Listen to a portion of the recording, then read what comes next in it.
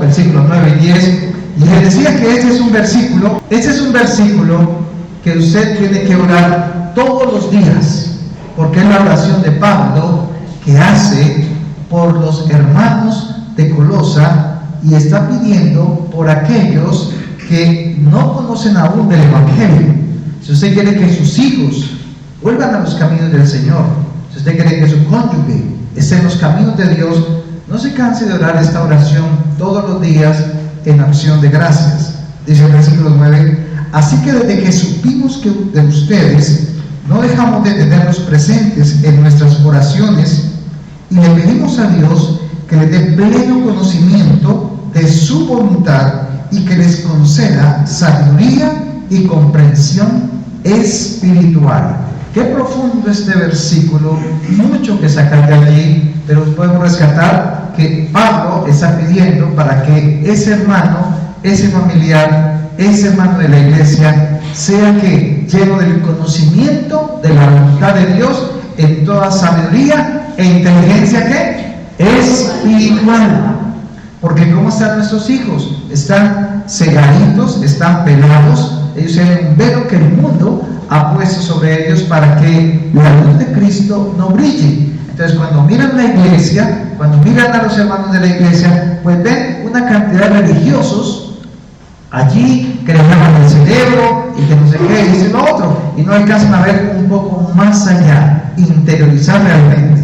Y sigue diciendo el versículo 10: entonces, la forma en que vivan siempre honrará y agradará al Señor, y sus vidas producirán toda clase de buenos frutos.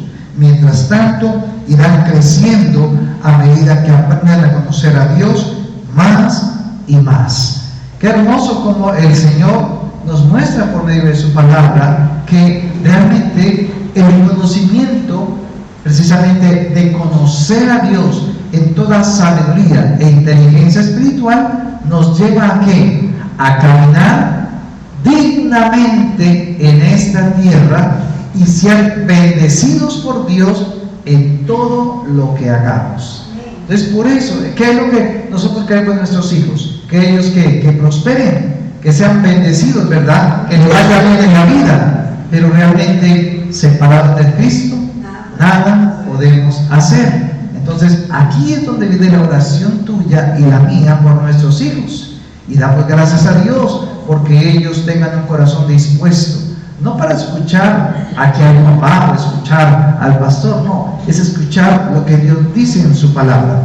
Y miren lo que dice el versículo 13 y el versículo 14. Versículo 13 dice de la siguiente manera, dice: pues Él nos rescató del reino de la oscuridad y nos trasladó al reino de su amado Hijo, quien compró nuestra libertad y perdonó nuestros pecados. Si hay una razón por la cual debemos orar por mis hermanos, por nuestros cónyuges y pedir esto que el Señor habla por medio del Espíritu Santo a Pablo, es para que nosotros podamos ser hallados dignos, nosotros que oramos. ¿Por qué? Porque la razón por la cual tú estás hoy escuchando esta conversación, esta oración, esta palabra de Dios, es porque alguien estuvo orando por ti alguna vez. Es la única razón. Es porque Dios escuchó a alguien orar por ti. Y no sabíamos ni en qué tiempo, ni en qué momento, pero ese momento llegaría. Y hoy ya ha llegado llegado a nuestras vidas y ahora nosotros debemos orar por aquellos que todavía han estado siendo llamados por Dios. Amén. Y esto entonces Pablo habla de los hermanos de Colosas para que fueran llenos del conocimiento de Dios, para que así pudieran dar fruto en toda buena obra. Entonces la sabiduría y la inteligencia espiritual me hacen dar fruto en mi vida. Dígale al hermano que está a su lado: hermano en Cristo. Dígale así, asoma el manito ahí: hermano en Cristo. El Señor te invita a que des fruto en toda sabiduría e inteligencia espiritual. Así de sencillito. Entonces, no es que tengamos que ser perfectos. No está diciendo que es que tenemos que, mejor dicho, ser los santos 3 metros para arriba y no equivocarnos. No, nos vamos a equivocar. Pero cuando aún nos equivocamos, tengamos aún sabiduría para decir: perdón, me equivoqué. ¿Sí ven? Porque hasta la sabiduría sirve para reconocer que me equivoco, pero también para decir. Porque el problema, por ejemplo, en los hombres es que nos equivocamos, pero seguimos siendo duros de corazón. Y nos vemos soberbios, nos vemos altivos y no queremos ceder la razón, solamente porque por orgullo. Pero sabemos que nos hemos equivocado. Entonces, yo invito a los hombres para que cuando nos equivoquemos, sencillamente, ¿qué hacemos? Pues reconocemos: bueno, me equivoqué, perdóname, me equivoqué en esto, te alcé la voz, perdóname, hice algo que no tenía que hacer, perdóname, y no por eso vas a perder tu autoridad en tu familia o en tu hogar. Y hace un reconocimiento y nos recuerda Pablo que nosotros, ¿cómo es el versículo 14? Miren cómo dice el versículo 14. ¿Qué fue lo que hizo el Señor? Veamos el 13 mejor, el 13. Pues Él, ¿quién? Jesús, nos rescató del reino de la oscuridad y nos trasladó ¿a dónde? Al reino de su amado. O sea, a ver si me entiendo, hermanos. O sea que el Señor lo que está diciendo es que nosotros estamos en un reino de tinieblas y que hoy nos trasladamos ¿a dónde? ¿A un reino de qué? De luz. ¿Al reino de quién? Del Hijo, de Dios. Entonces, ¿qué hemos aprendido que es el reino de Dios? ¿Quién es el reino de Dios? Jesús es el reino de Dios. Jesús dijo: yo soy ¿qué? La luz del mundo. Y la luz ha venido para que ustedes que les ilumine el camino, para que ustedes puedan vivir ¿en dónde? ¿En el reino de la luz o en el reino de la oscuridad? Ok, ¿cuántos están de aquí en el reino de la luz? ¿Sí? ¿Estamos todos? ¿Y los otros dónde están? Todos estamos, ¿verdad? En el reino de la luz. Entonces, ¿cuántos hemos sido trasladados? Todos, ¿verdad? Hemos sido trasladados. Perfecto, listo. Entonces, ahora, ¿cuál es el reino de la luz? Si el reino de Dios es el Hijo, si es Cristo y Cristo es la luz, entonces ahora, ¿dónde está esa luz en el mundo? ¿Dónde está el reino de Dios? En la tierra, ¿dónde está el reino de Dios? En nosotros. ¿Quiénes somos nosotros? La iglesia. Ok, entonces la iglesia es el reino de Dios sobre la tierra. Entonces, hoy vamos a aprender, vamos a tratárselo de una forma de enseñanza, para que estos fundamentos queden muy claros por qué Dios te llamó. Por eso la enseñanza de hoy se llama ¿para qué nos congregamos y qué es la iglesia? ¿Para qué nos congregamos y qué es la iglesia? Ahora, para poder decir para qué o por qué nos congregamos, la pregunta es ¿qué es la iglesia? ¿Qué es para ti la iglesia? Entonces, la palabra iglesia viene del griego eclesia, con doble K, eclesia. Y la palabra eclesia significa que significa salir o ir hacia, y kaleo, que es llamar. O sea, salí para ser llamado. Entonces, ¿de dónde salimos? De las tinieblas y nos trasladaron ¿a dónde? A la luz. ¿Para hacer qué? Llamados. O sea, que la razón por la cual estás aquí hoy en la iglesia es porque tú has sido ¿qué? Llamado. ¿Cuántos llamados hay acá? Ok, entonces, ¿para qué he sido llamado? O sea, ¿para qué se tomó Dios la molestia de haberme sacado del reino de las tinieblas al reino de la luz? Fue porque un día le dio, es que Tisma ahí le dio un pico de, ay, voy a sacar a Estefanía, venga a hacer para. No, primero fue porque hubo una oración, una intercesión, alguien pidió por ti, y cuando Dios miró en ti, vio que en tu corazón había la posibilidad de creer. Y cuando Él vio que tenías la posibilidad de creer porque Él es omnisciente, Él lo sabe todo, entonces te atrajo. Pero no te atrajo en el yo. Él vio el creer en ti, ¿en dónde? A ver, ¿en dónde? En mi alma. Porque ¿qué vino a salvar Jesús? Las almas. Entonces Él vio que aún en tu corazón, allí en tu alma, creerías, pero que se anteponía a alguien. ¿Quién es el que se antepone para que vengas a la iglesia? El yo, la carne, la vieja naturaleza. Esa es la que te dice, hoy es domingo. No, mamá, no sea así, porque me va a levantar si toda la semana he estudiado, ¿cierto? Y otro puede decir, no, yo trabajé de lunes a sábado. Y el único día que me queda para descansar es el domingo. Ese es el yo. Pero Jesús vino a salvar fue el alma que hay en ti, no el yo. El yo es la vieja naturaleza. Por eso un día te tienes que morir, porque esa vieja naturaleza se tiene que morir un día, porque lo corrupto no heredará el reino de los cielos. Entonces, ¿qué heredará el reino de los cielos? El alma. El alma es lo que realmente hereda el reino de los cielos. Entonces, ahora, listo. Ahora, esa alma hace parte del reino de Dios. ¿Qué es quién? ¿Quién es el reino de Dios? Cristo. Pero en la tierra, ¿quién es? La iglesia. Diga yo. ¿Cierto? Porque somos la iglesia. La iglesia son las personas. Listo. Pero hay dos formas de iglesia, o hay dos maneras de representar la iglesia sobre la tierra. ¿Sabía eso?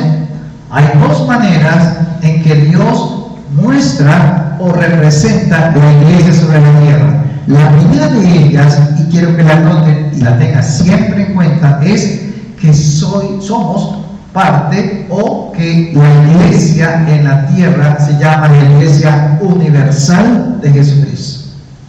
Entonces, está la iglesia universal de Jesucristo y está la iglesia local de Jesucristo. A ver, ¿esta es la iglesia universal o la iglesia local? ¿Qué dice? ¿Local o no? Entonces, ¿cuánto dice universal? Exacto.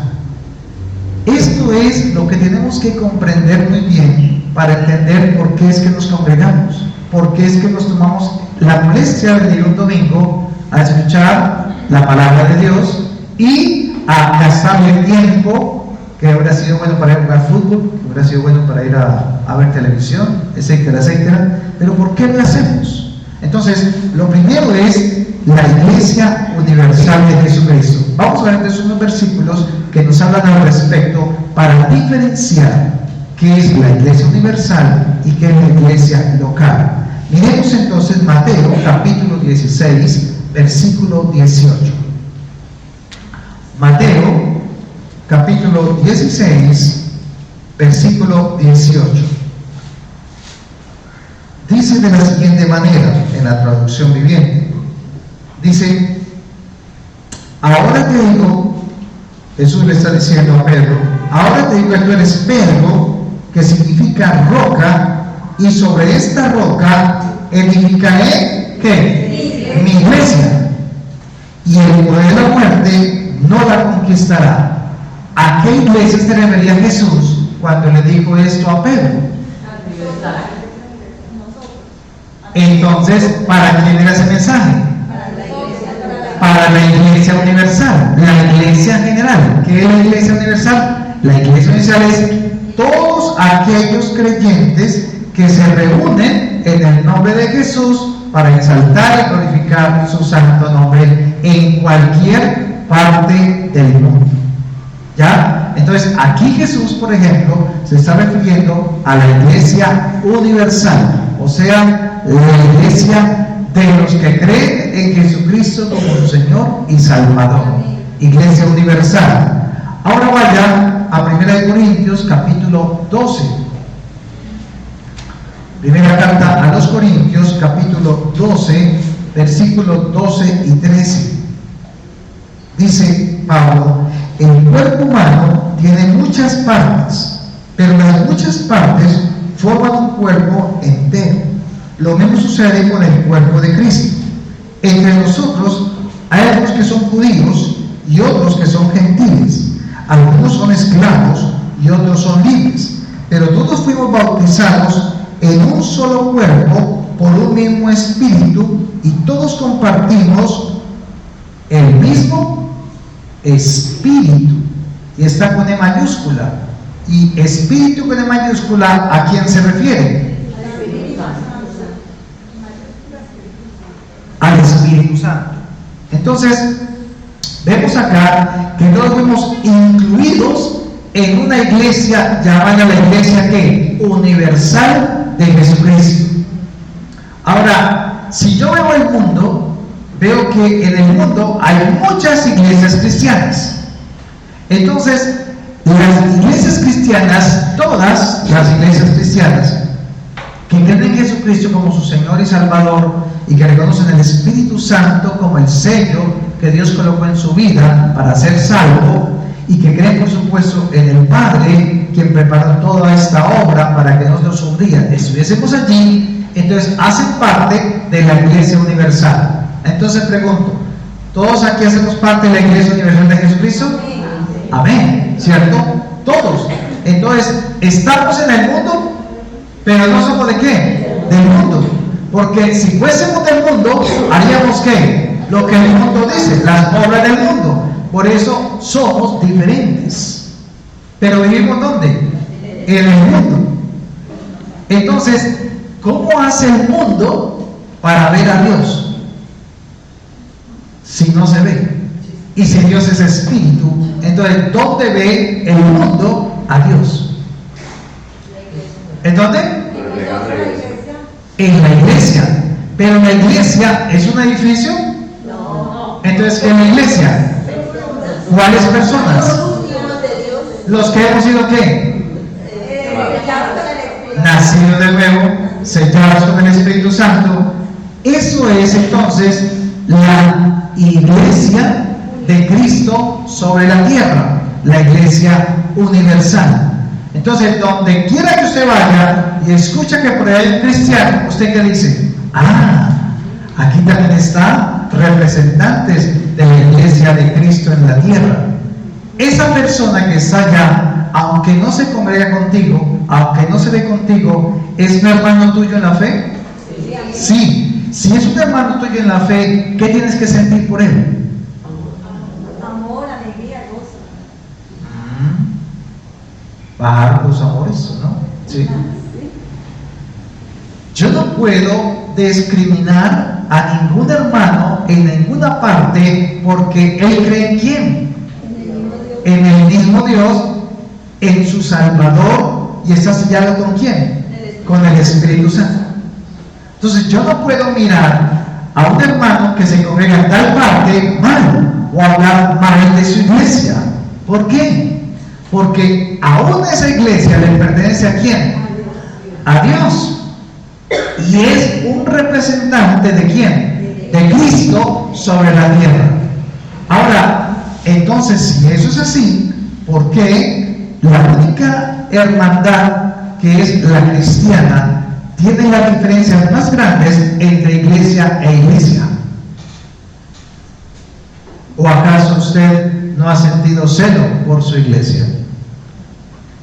Entonces, ¿sentimos celo por la iglesia local o sentimos celo por la iglesia universal? Cuando alguien actúa allá afuera contrario a la voluntad de Dios, entonces nuestra rabia o nuestro celo es hacia ese hermano, hacia la iglesia donde él se congrega con los hermanos, o hacia lo que el hermano está haciendo mal. ¿Cierto? Entonces, cuando usted está viendo eso, tiene que identificar que de quién está hablando usted. De Cristo. Más bien se podría decir cuando el hermano está fallando o está en la debilidad o está pecando, ve, mirar cómo Dios está preparando al hermano para enseñarle y acondicionarlo y prepararlo para ser parte de la iglesia local. Entonces, esa es la iglesia universal. Miremos un versículo más, Efesios capítulo 5, versículos 23 y 24. Efesios 5, versículo 23, dice así: porque el marido es la cabeza de su esposa, como Cristo es cabeza de la iglesia.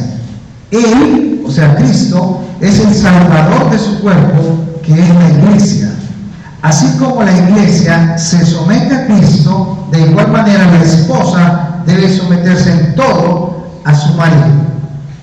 Este versículo nos habla también entonces de la iglesia de Cristo, pero la iglesia de Cristo debe estar sujeta a algo.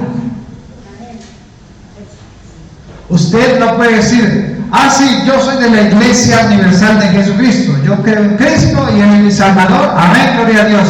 Hermano, ¿y a dónde va? ¿En dónde se congrega? No, yo no necesito congregarme. ¿Por qué? Porque yo puedo amar a Dios en cualquier lugar desde mi casa. ¿Sí lo han escuchado? Pero ese hermano está mostrando que no ha entendido este versículo. ¿Por qué? Porque no se sujeta a Dios. ¿Y cómo no se sujeta a Dios? Porque no puede llegar a un lugar a sujetarse al que ve. Entonces dice el Señor en su palabra, si no pueden amar y sujetarse al que ve, ¿cómo van a amar o sujetarse al que no qué? Al que no ve. Entonces Dios se inventó algo maravilloso.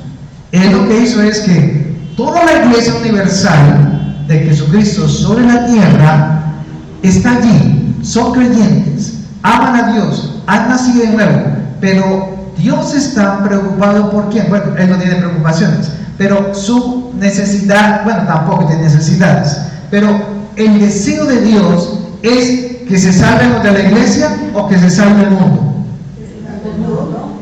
El mundo, ¿cierto? Porque los de la iglesia, ¿cómo están? Pues ya están salvos. Entonces, ¿qué va a usar Dios para que los del mundo se puedan salvar? A la iglesia. Pero entonces la va a acomodar en lugares diferentes, la va a poner en sitios diferentes. Entonces tenemos personas que están en el África y allá colocan una iglesia local. Se levanta un pastor y coloca allí un lugar, un redil, donde va a llegar todo el África. No, donde va a llegar ese sector de personas que viven allí y se pueden acercar. Y en Armenia, entonces, la única iglesia verdadera, hermanos, es esta. No. ¿Cuántas iglesias hay en Armenia? Muchas. Pero son iglesias que locales. Pero cada una, ¿qué es llamada a hacer? ¿Qué es lo que tiene que mostrar? El amor de Dios. ¿A quiénes? A los que no lo conocen. Entonces, ¿cuál es la diferencia en el amor de Dios? De tal manera amó Dios al mundo que ha dado a su Hijo unigénito para que no hay que en él cree, no se pierda, mas tenga vida eterna. ¿Ok? Listo. Si dio Dios ese amor, ¿a quién lo dio? Diga, a mí. Ahora tengo yo el amor de Dios, ¿cierto? Listo. Tenemos el amor de Dios. ¿Cuántos tenemos el amor de Dios? Todos. Listo. Ahora, ¿qué quiere Dios? salvaron del mundo. Entonces, ¿a quién va a usar para mostrar ese amor? A mí. Entonces, yo tengo que edificarme, animarme, proveerme y aprender a amar a Dios para poder amar a quién? Al prójimo. Y entonces, ¿para qué la iglesia local? Si no nos amamos entre nosotros mismos, difícilmente vamos a amar al de afuera. ¿Cómo es posible que haya disensión entre los hermanos que tienen a Cristo y aman a Cristo con todo su corazón, pero no pueden amar al hermano porque tiene una diferencia conmigo? ¿Cómo es posible que los pastores no puedan amarse entre ellos? Porque es que yo tengo mi iglesia, yo tengo mi iglesia, yo tengo mi iglesia, y lo que han hecho es que la iglesia, los rebaños, las personas, no amen a los otros hermanos porque de pronto se las quitan. Entonces, ¿qué hay de los pastores? Celo. Celo de que se le vaya la gente porque este predica mejor, o aquel predica mejor, o este predica mejor, o aquí hace milagros, aquí hace sanidades, etc. Y entonces confundimos y se nos olvida la razón por la cual tenemos que empezar a congregarnos, que es practicar ¿qué? El amor. El amor. Y eso es lo que le ha costado a la iglesia local entender. Todos amamos a Dios porque somos parte de la iglesia universal. Pero cuando ya el Señor nos está llamando a reunirnos en un lugar en especial, a conformar lo que se llama la iglesia local, entonces ahí usted entra, participa, pero usted le cuesta. Porque usted quiere ver todo como perfecto. Porque usted quiere llegar y decir, ay, aquí tienen los 5 ministerios, tenemos 2, ay, no, me voy a poner que tengan 4 o 5. Y si eras tú el tercero que iba a colocar Dios en esa iglesia. Entonces, Dios nos va mostrando cómo nos va introduciendo en lo que es la definición de lo que es la iglesia universal y lo que es la iglesia local. Miremos Hechos capítulo 8, versículo 3. Hechos capítulo 8, versículo 3. Y aquí empezamos a notar que ya Jesús ha hablado con los discípulos, ha estado con él mucho tiempo, los ha discipulado, ha resucitado y le dijo, me voy, pero le voy a mandar el Espíritu Santo, ustedes estén tranquilos. Y ya entonces los discípulos están sobre la tierra y Jesús ya se fue, y Jesús dijo, tú eres Pedro, y sobre esta definición que tú has dicho, sobre esta roca edificaré mi iglesia. Los discípulos no sabían ni no entendían muy bien lo que era la iglesia. Entendían la iglesia universal, la iglesia de Cristo sobre la tierra, pero no entendían todavía cómo hacer la iglesia local. Entonces, viene el Espíritu Santo en Hechos 1, ¿cierto? Allí en Hechos 2, viene el Espíritu Santo, y entonces lo que el Espíritu Santo empieza a hacer es revelarle a ellos cómo es que van a ir a ser discípulos y cómo es que la iglesia universal va a empezar a unificarse como un cuerpo, a ser parte del cuerpo de Cristo, donde leíamos en Efesios que Cristo es ¿qué? La cabeza, y el cuerpo ¿quién es? La iglesia. Entonces empiezan a mostrarnos de una forma comparativa quién es la cabeza de la iglesia.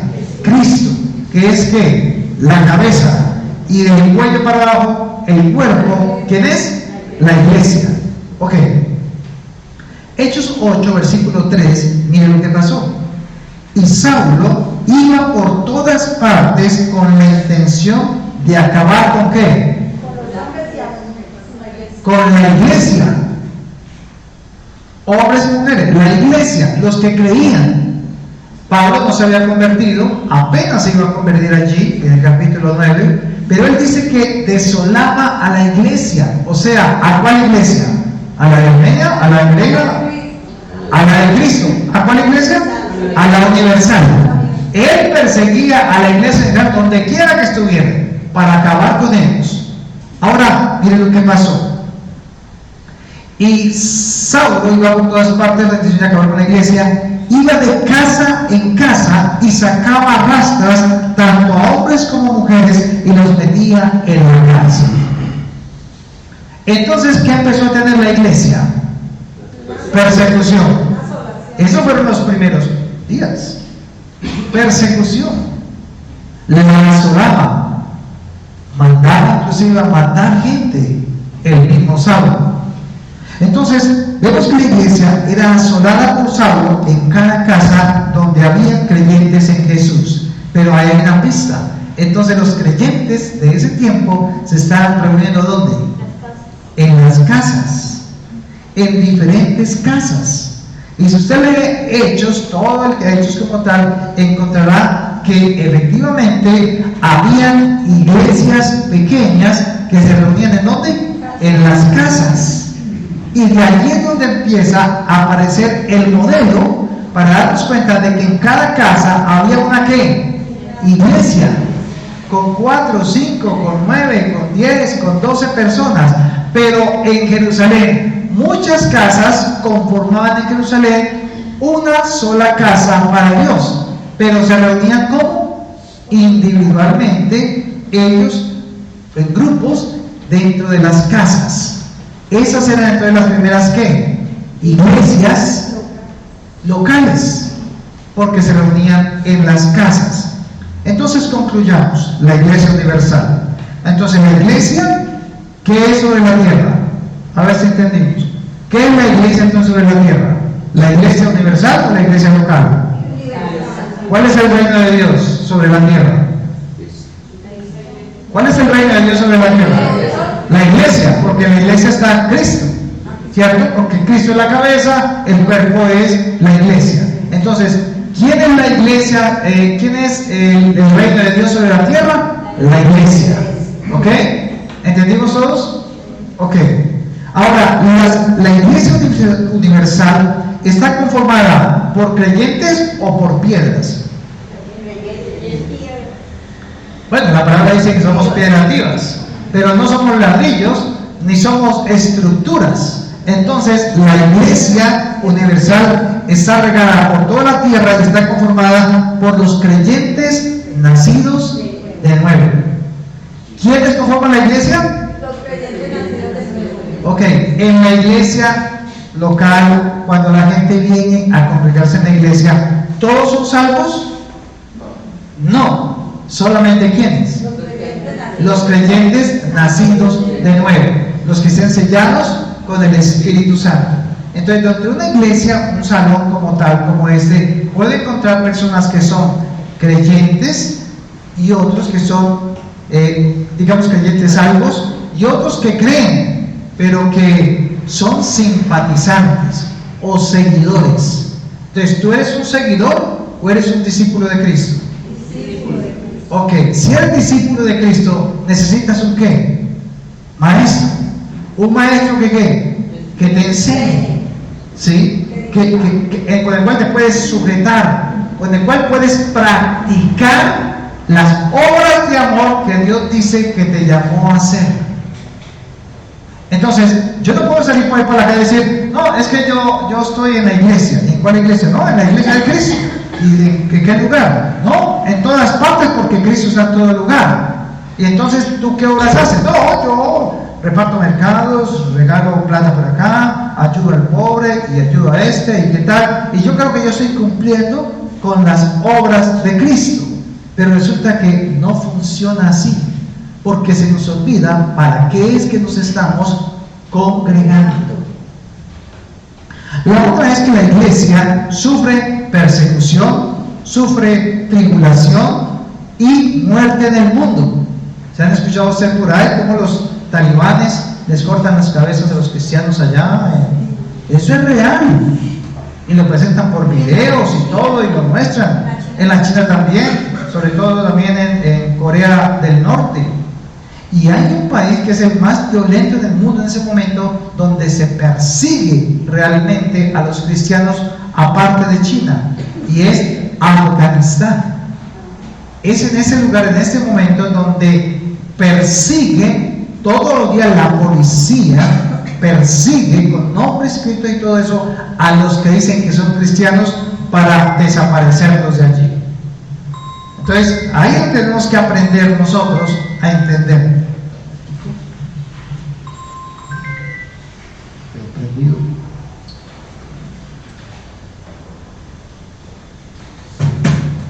Vemos entonces que las persecuciones más grandes en ese momento se hacen en Afganistán. Yo le hago una pregunta, sinceramente, ¿usted ha orado por los cristianos de Afganistán? ¿Cierto que no? Porque nuestro rol no es orar por el mundo entero, sino que la iglesia local está enfatizada y enfocada en una oración especial a su ¿qué? A su alrededor. Porque nosotros estamos viendo los problemas que hay a nuestro alrededor, nuestro país, la policía, los violentos, las necesidades, el agua, todo esto. Entonces, Dios le permite a usted ver este entorno y lo trae a la iglesia primero y lo congrega con un objetivo, que aprenda ¿qué? A orar, a interceder, a edificar y a orar por otros en peticiones por ellos, para que Dios escuche esas oraciones y tenga misericordia. Entonces, ¿cuánto es importante la oración de un cristiano? Muchísima, para su entorno. Y la oración del justo tiene poder. Pero volvemos entonces, vamos entendiendo, la iglesia también es un recinto donde usted siente que, ¿qué siente usted en este lugar? Paz, ¿verdad? Siente gozo, siente misericordia, siente el amor de los hermanos y camina cada día usted en fe. Entonces vamos a identificar cómo Dios entonces le va diciendo a los discípulos por Jesús: yo me voy, pero les voy a enviar el Espíritu Santo, al Consolador. Él los guiará toda ¿qué? Verdad. Y cuando conozcan la verdad serán ¿qué? Libres. ¿Libres de qué? Si ya ellos conocían la verdad o iban a conocer la verdad.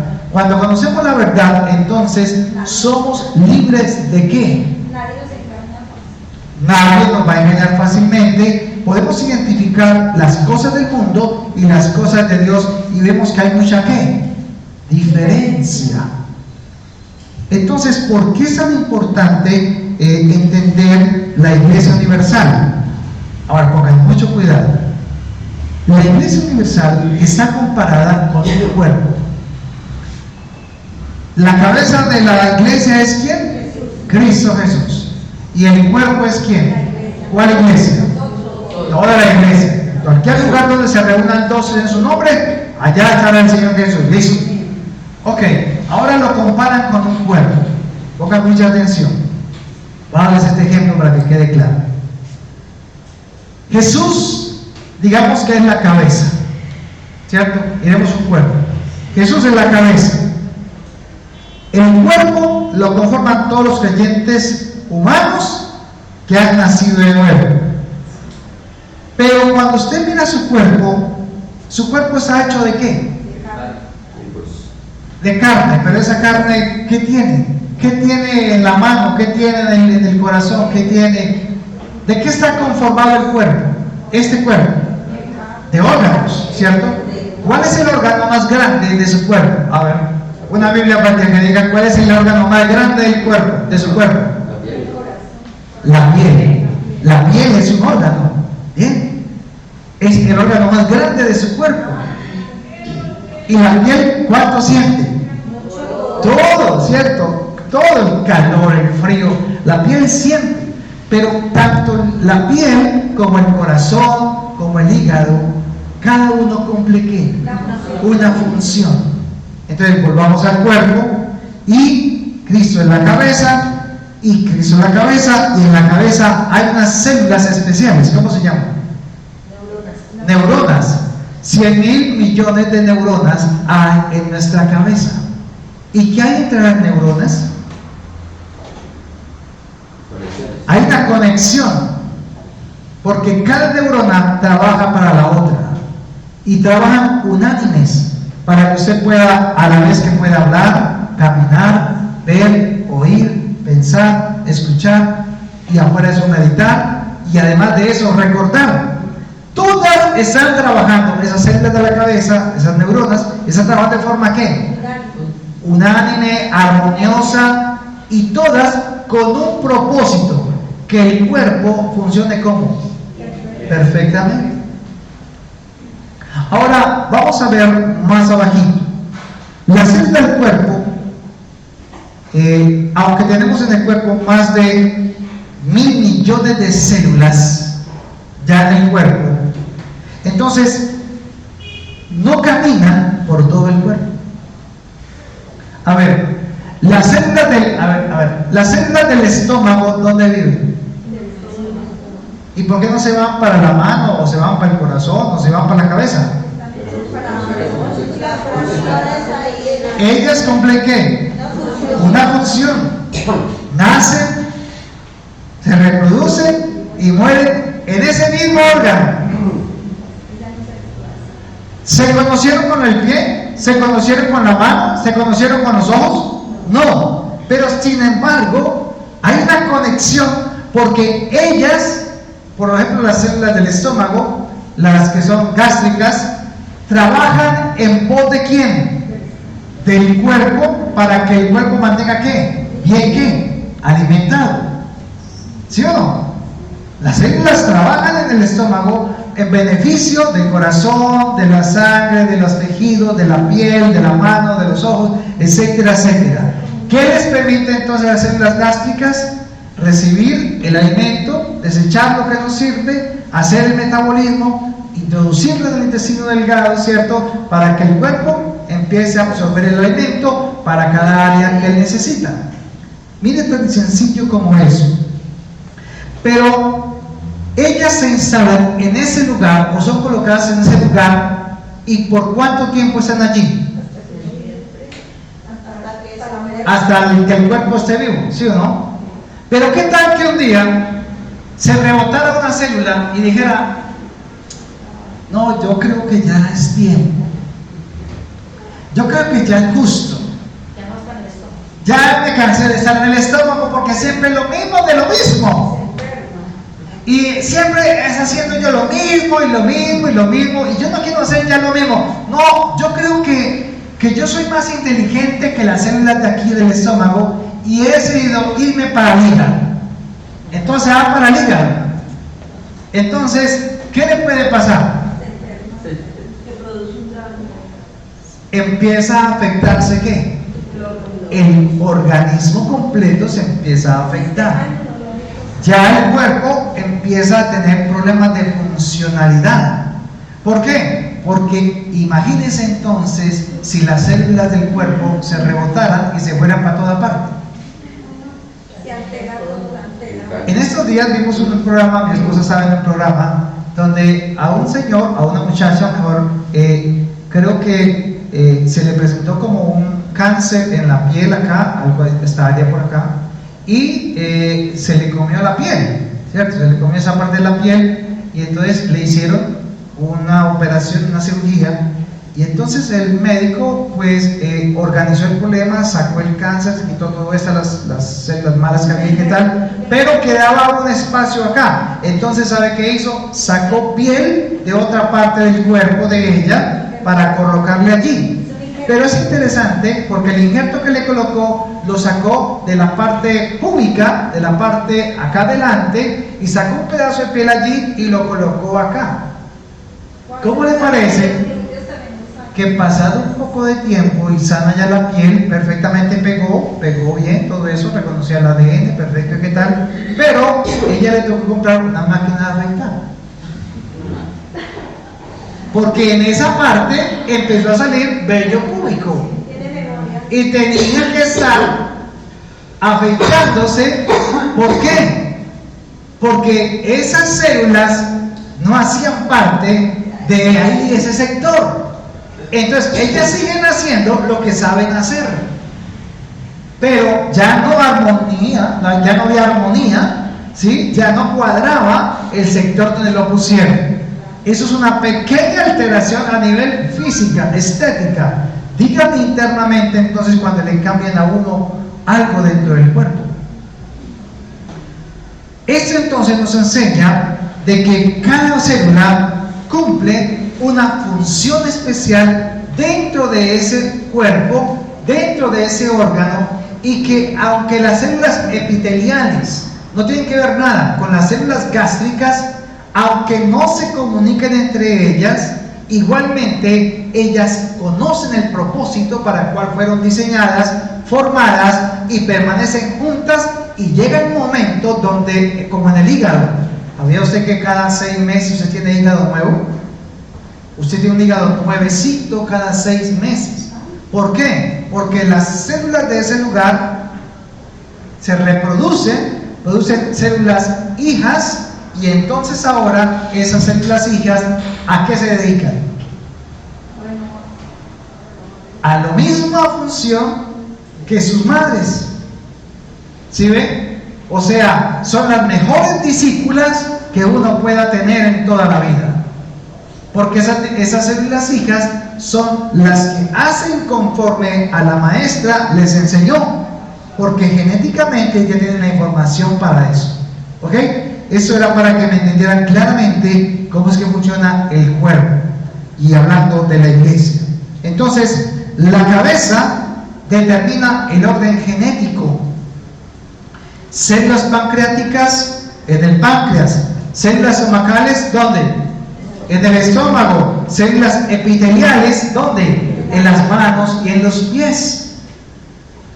Ahora, ¿cómo entonces ordena Jesús la iglesia, y por qué Pablo habla tantas veces del cuerpo? Que la iglesia es como un cuerpo, donde cada miembro cumple una función, pero no puede decir la mano que sea ojo, y el ojo decir que quiere ser pie, sino que cada uno está dentro del mismo cuerpo, pero cumpliendo cada uno ¿qué? Una función.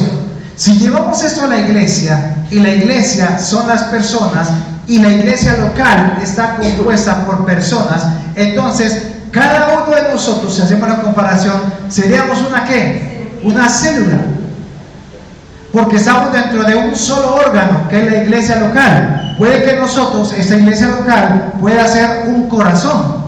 Entonces las células que hay allí son trabajadas o trabajan en base a ¿qué? Al corazón.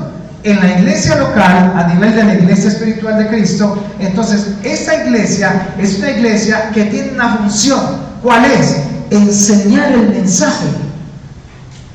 Por eso se nos está escuchando aquí predicaciones evangelísticas. Venga a Cristo, reciba a Cristo, y pasan 50 veces a la semana a recibir a Cristo en su corazón. No, porque la iglesia, cada una cumple ¿qué? Una función diferente. Hay iglesias que son de milagros. Hay iglesias que son de enseñanza bíblica. Otras son de prodigios. Otras son fundaciones que ayudan a los de la calle, que se meten debajo de los puentes, que llevan mercados. Eso está bien. Cada uno cumpliendo ¿qué? Una función diferente. ¿Ok? Entonces, vemos en eso la diferencia. Ahora, ¿es necesario que un creyente se congregue? ¿Para qué? Para yo saber cuál es mi llamado. Y muchas veces las personas van cambiando de iglesia, pero en vez de enfocarse en lo que tenían que enfocarse, se enfocan en lo que ven y no en lo que ellos tienen. Ese es nuestro error. Queremos llegar a una iglesia, o sea, un recinto, a un local donde haya de todo, haya una súper mega espectacular alabanza con equipos y con todo, y queremos ver, ¿por qué? Porque como lo vimos por televisión, como lo vimos en el Facebook, como lo vimos en la predicación por el YouTube, entonces, una iglesia así. Y entonces quiero llegar a un lugar donde me hagan sentir, porque quiero que me den. Pero resulta que aquí me enseña de que la iglesia local es para que yo vaya, me congregue, me prepare, me edifiquen, me enseñen y diga, heme aquí, ya entendí mi llamado, ¿en qué soy bueno? ¿Cómo puedo servir? Entonces, ¿cuántos en la iglesia local tienen que servir? Todos. O sea que usted no fue llamado para que se siente en una silla a esperar a ver qué le van a dar, sino qué van a ofrecer. Entonces, hay ministerios de alabanza, ministerios de intercesión, ministerios de niños, ministerio de diaconado, ministerio pastoral, ministerio evangelísticos, ministerios de todo tipo hay en la iglesia. La pregunta es, ¿qué estás haciendo tú? Yo todavía no estoy. Entiendo perfectamente. ¿Por qué? Porque hasta ahora estás entendiendo el llamado. Porque llega un momento donde tú entras a la iglesia y llega un momento donde lo que haces es empezar a criticar. Es que la hermana, es que el hermano, es que esto, es que esa canción, esto y lo otro, y te desvías fácilmente porque no fuiste llamado para que te sirvan, sino ¿para qué? Para servir. Esa es la diferencia. Unos sirven de una manera, otros sirven de otra, unos hacen trabajos que son indecorosos, pero otros hacen trabajos muy decorosos. A uno les toca presidir, como lo hago yo, pero hay otro que está barriendo y limpiando el baño y limpiando allí que no falte el papel higiénico y que no se acabe el café y que si ya se puede cargar esos equipos porque hay que llevarlos, traerlos, porque este salón pues no es la iglesia de nosotros como tal el lugar, sino que es un lugar que se alquiló para que nosotros estemos acá. Estamos todavía esperando a ver cuál es el lugar donde Dios nos va a colocar nuevamente en el local como lo que teníamos antes. Pero mientras tanto, ¿qué estoy haciendo? Hechos capítulo 6, San Mateo capítulo 13, versículo 47. Vemos entonces aquí, poco a poco, cómo Dios nos va introduciendo para entender. ¿Sabes por qué digo esto y por qué el Señor colocó esto en mi corazón? Porque hemos estado haciendo una evaluación de la iglesia local, de esta iglesia. Y hemos visto que muchos hermanos ya partieron, unos con el Señor y otros para otras iglesias. Y estamos preguntándonos, ¿será que el predicador es tan malo que la gente se le duerme? ¿Habrá que cambiar el predicador? ¿O será que es que algo pasa dentro de la iglesia local? Entonces, ¿qué empezamos a notar con los ancianos del presbiterio? Porque acá hay un anciano del presbiterio, son 13, 12 aproximadamente, 11 o 12, 12 creo que son, que son los que están atentos a mirar que no se predique algo que no sea de Cristo, atentos a que haya una buena organización a nivel de la iglesia, pero también que discipulan, que interceden, que oran y que hacen posible, por medio de oración, que nos reunamos. Entonces, ¿qué dice Mateo capítulo 13, versículo 47? Hay una parábola que Jesús explica allí. Mire lo que dice. Entonces los justos brillarán como el sol.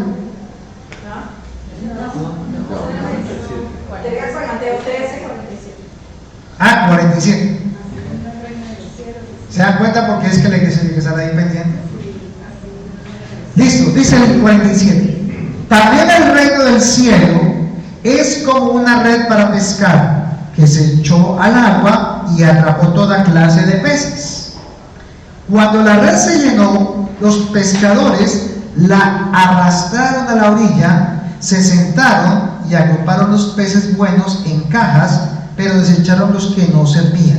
Así será en el fin del mundo. Los ángeles vendrán y separarán los perversos de los justos, y arrojarán a los malos en el horno ardiente, donde habrá llanto y rechinar de dientes. ¿Entiendes todas estas cosas? ¿Y ellos qué dijeron? Sí, entendemos.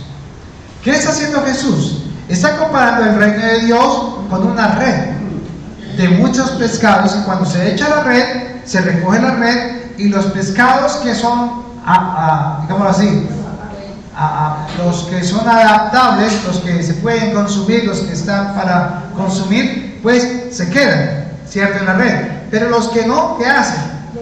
Se desechan. Así pasa con la iglesia. en la iglesia local es como una red. Y entonces llegan las personas y vamos viendo entre esas personas cuáles ya están ¿qué? Aptos y están preparados para ser ¿qué? Usados, para que puedan dar de comer ¿a quién? A otros. Entonces la iglesia local, ¿cuán importante es?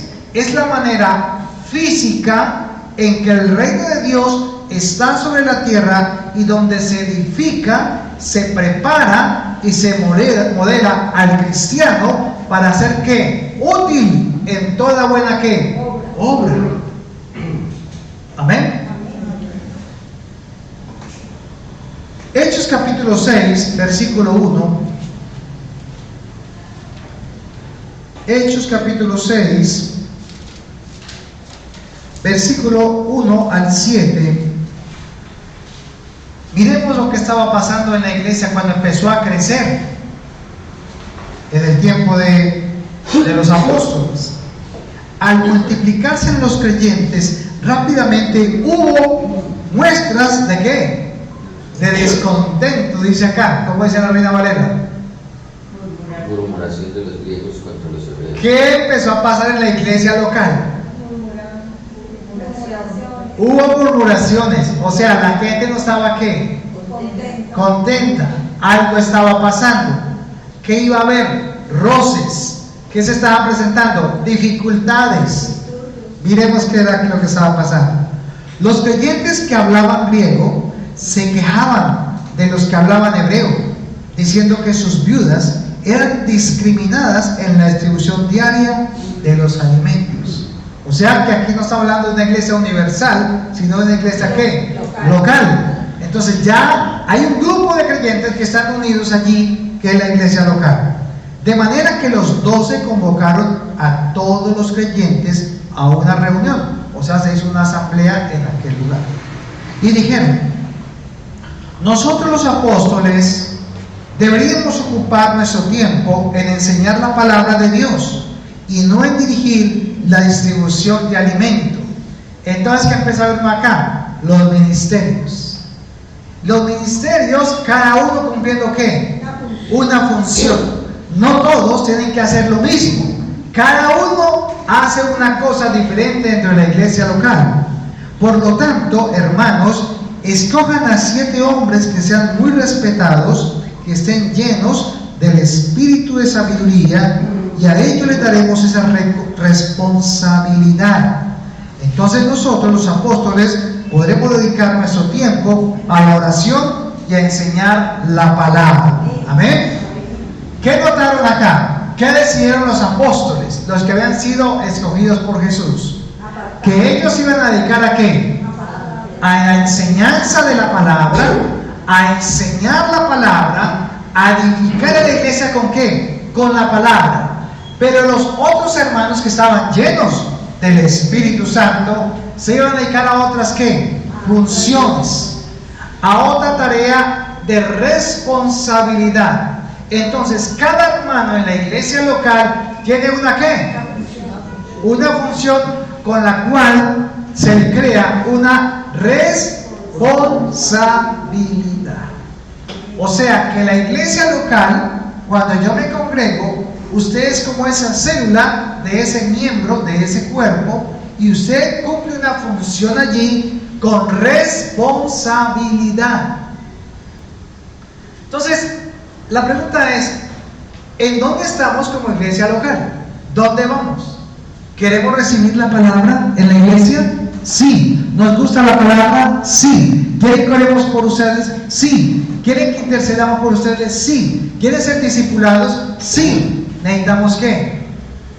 ¿Qué hacen las células del estómago? ¿Cómo trabajan? Unidas. ¿Cuántos creen que ese discipulado que tenemos realmente viene de Dios? ¿Cuántos creen que ese discipulado que estamos dando viene de Dios? ¿Sí? ¿Cuántos han sido discipulados acá? ¿Usted ha sentido lo que se siente cuando se comparte ese discipulado, cierto? Usted y yo sabemos que ese discipulado dice la verdad, dice lo que es, y enseña de una manera muy especial, porque es lo que estamos viendo cada día cuando compartimos la palabra. Pero hay un detalle. El amor que hemos visto, no en el material, no en el discipulado, es lo que falta allí, es que no se habla de iglesia local. Por lo tanto, no tenemos sentido de pertenencia. Y como no tenemos sentido de pertenencia, entonces nos da lo mismo ir un domingo o no ir. O voy cuando yo quiera. Y siento que los que están allá me tienen que servir. Y que cuando yo vaya, tienen que estar. Y que cuando yo necesite, tienen que estar allí para la oración. Y que cuando yo necesito algo, entonces siempre van a estar allí. La pregunta es, ¿y tú qué haces?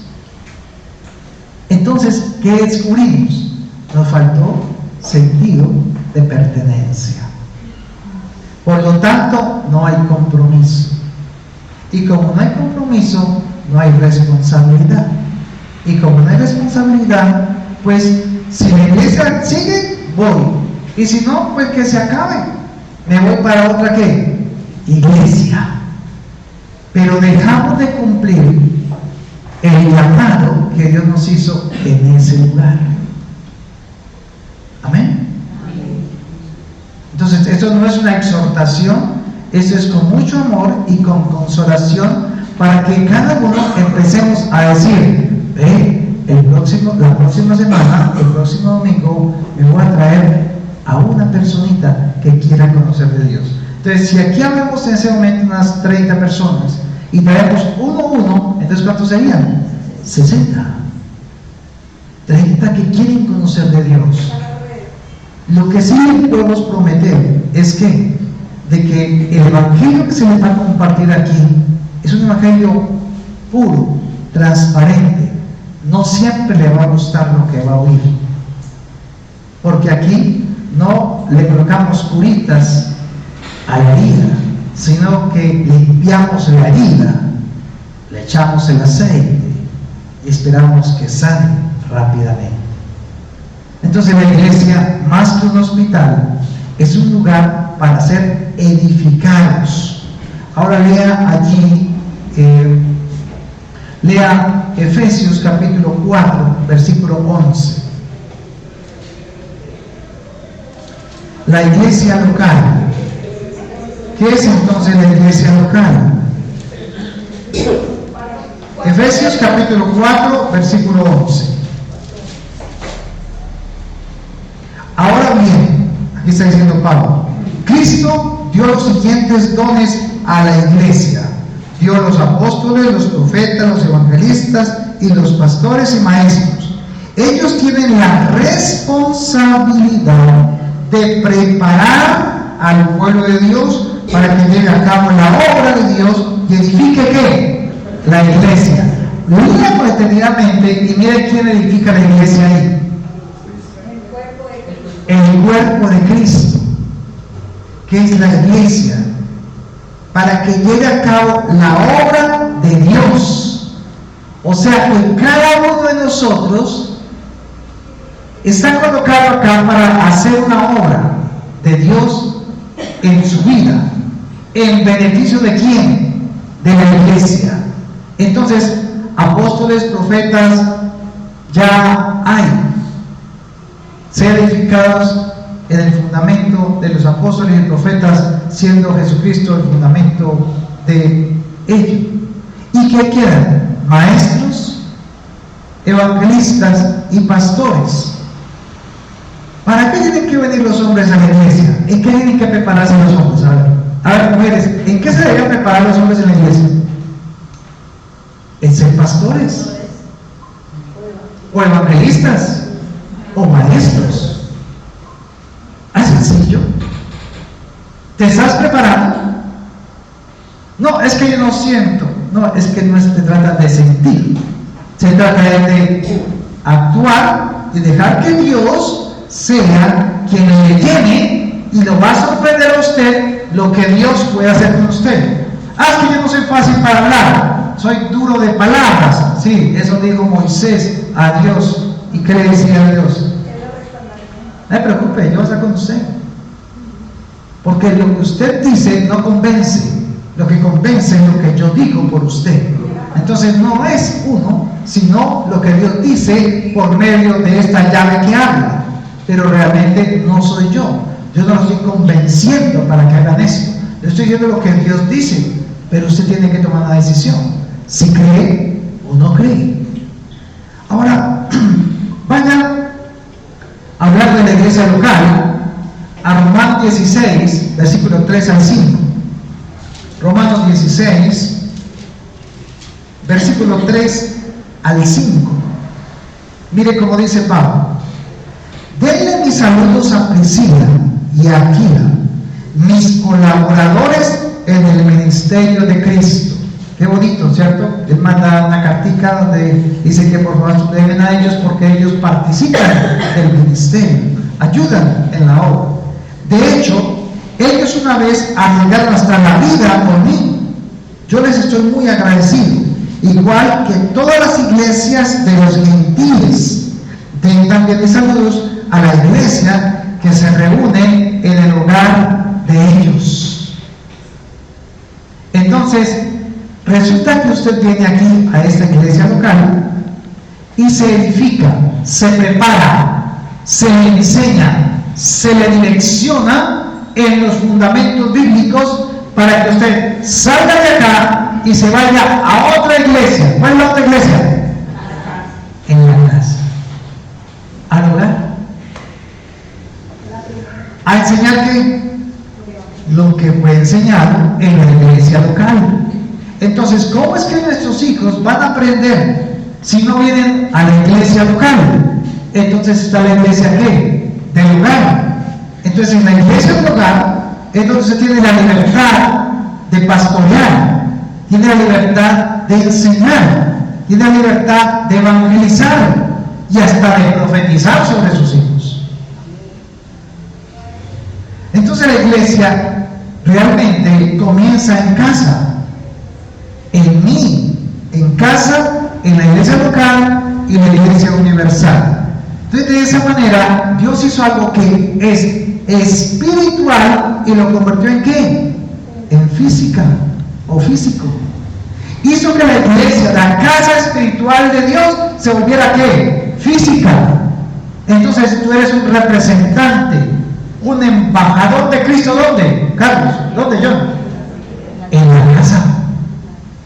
Yo no voy a cambiar el mundo, pero puedo cambiar ¿qué? Mi casa, mi hogar. Es ahí, es tan sencillo que lo complicamos. Entonces, imagínense, mami, ore por mí, papi, ¿qué tal? Ore por mí, tengo ese problema. ¿Y sabe qué le dice el papá o la mamá? También vamos a la iglesia para que ore por usted.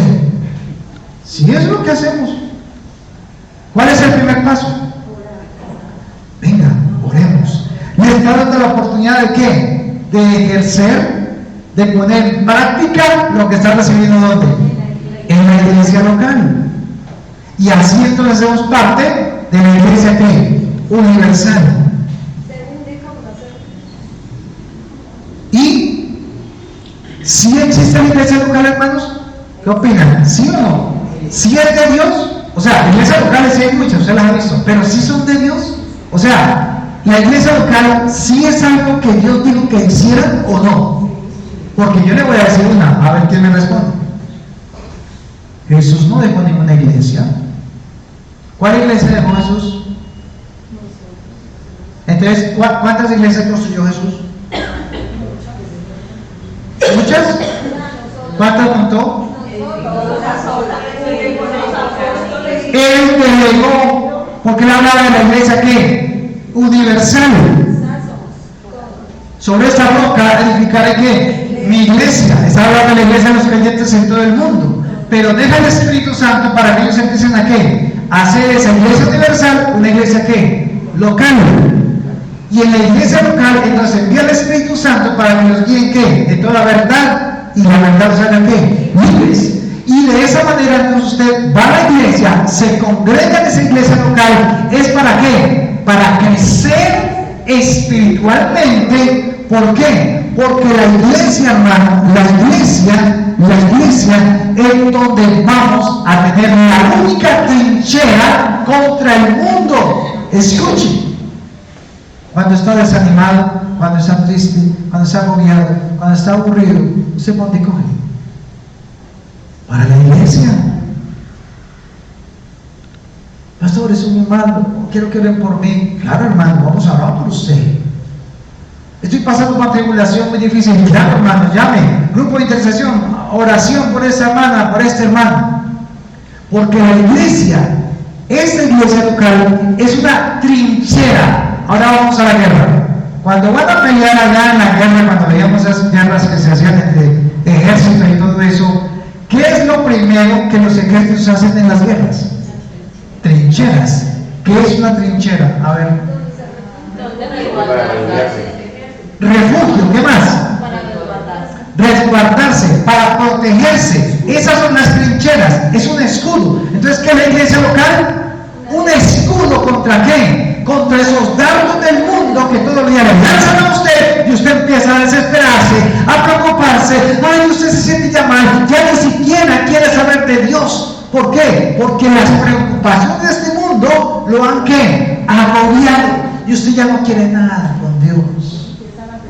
Es por eso que necesitamos congregarnos. ¿Usted cómo tiene que salir de aquí hoy? Fortalecido, fuerte, lleno de fe. ¿Por qué? Porque es una trinchera de fe que tiene usted, porque mañana el mundo te quiere golpear. Porque el mundo mañana te quiere ¿qué? Matar. Porque el mundo te quiere decir, duda de lo que crees. Y usted, yo sé que cree en Dios. Yo sé que usted ama a Dios. Pero usted sabe que usted es débil en Dios. ¿Y sabe por qué es débil en Dios? Porque no nos congregamos para bien, sino que nos congregamos para lo que no es. Y se nos olvida que la iglesia local, hermanos, es para dar, no para qué, recibir. Cuando usted da, ¿qué hace el Señor? Le da más. Yo no sé cómo funcionan los diezmos, la verdad yo no lo sé. Aquí nunca les pedimos plata a ustedes, nunca. Hemos caminado por la fe en Dios y por lo que el Señor coloca en su corazón. Pero lo que yo sí he visto es que aquel que da y da fiel, Dios lo bendice de una forma que no sé cómo lo hace, pero siempre lo bendice y lo prospera y lo sostiene. Se cumple porque es una ley de Dios. Pero es Dios quien lo hace. ¿Qué hago yo? Sencillamente doy de lo que Dios propone en mi corazón. Si es poquito o mucho, no importa. Lo importante es que la unidad de eso hace que nos demos cuenta que tenemos el don de dar. ¿Saben? Dios no necesita dinero. Pero la iglesia local, sí. ¿Se dan cuenta? Es muy sencillo. Entonces, estoy diciendo que lo que Dios me está enseñando a mí cuando doy, es que cuando yo me suelto, cuando yo doy, entonces me estoy ¿qué? Liberando. Conoceré la verdad y la verdad ¿qué? Os hará libres. Entonces usted se da cuenta de que usted no depende de un sueldo, de que usted no depende de un trabajo, sino que usted depende de ¿quién? De Dios, quien es el proveedor. Amén. Denle un aplauso al Señor por eso.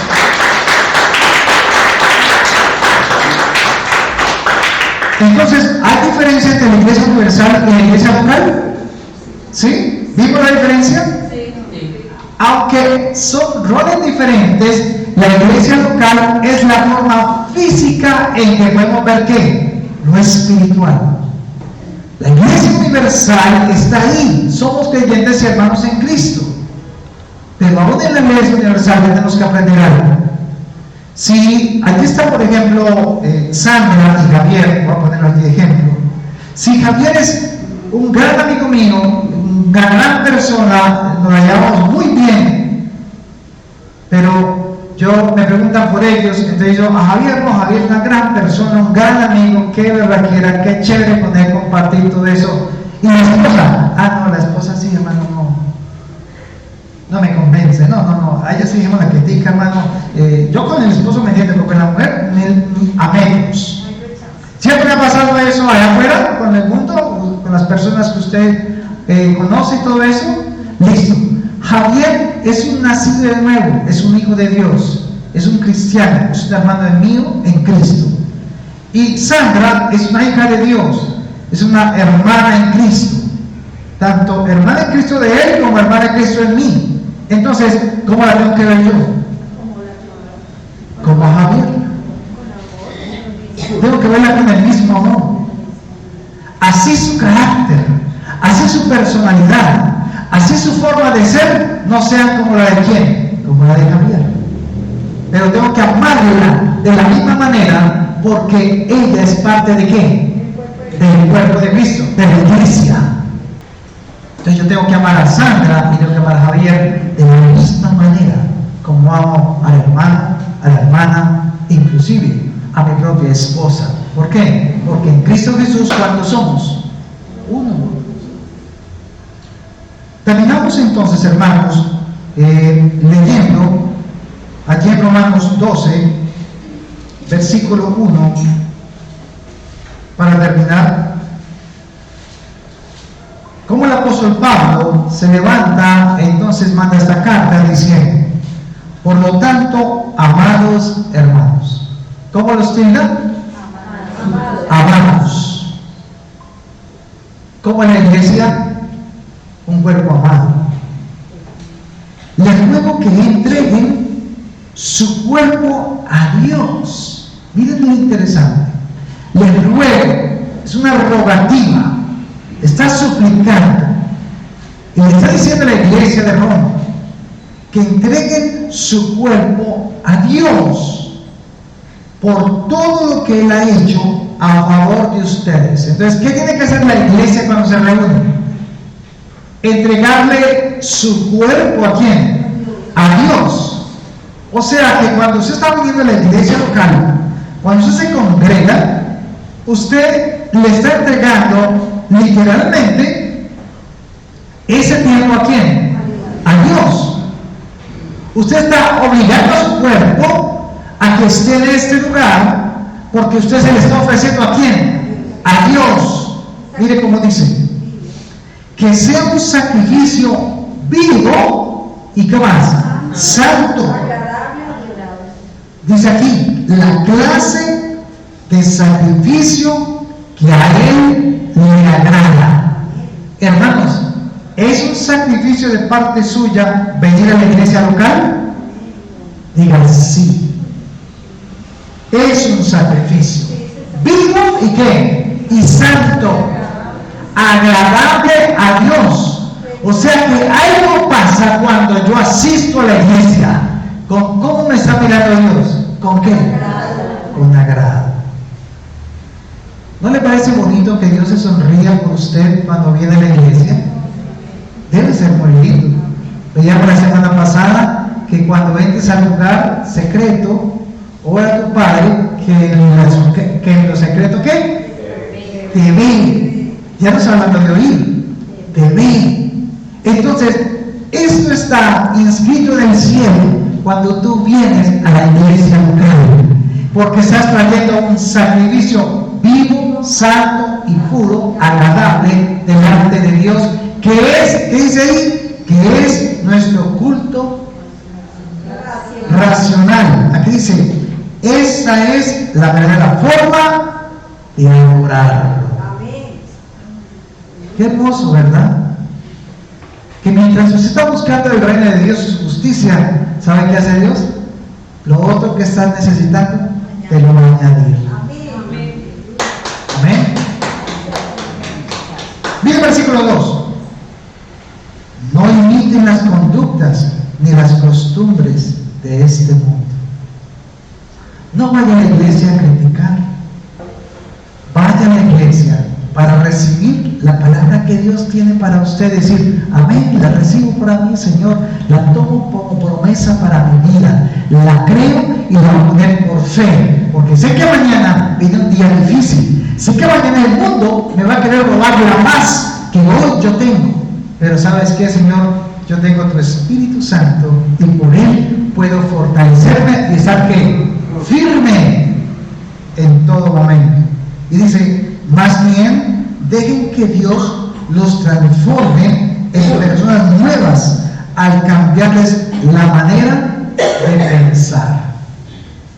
Y dice, entonces aprenderán a conocer la voluntad de Dios para ustedes, la cual es ¿qué? Buena, agradable y perfecta. Qué hermoso como Dios nos va llevando. Y esta es una solamente de las reuniones que vamos a tener con respecto al por qué nos congregamos.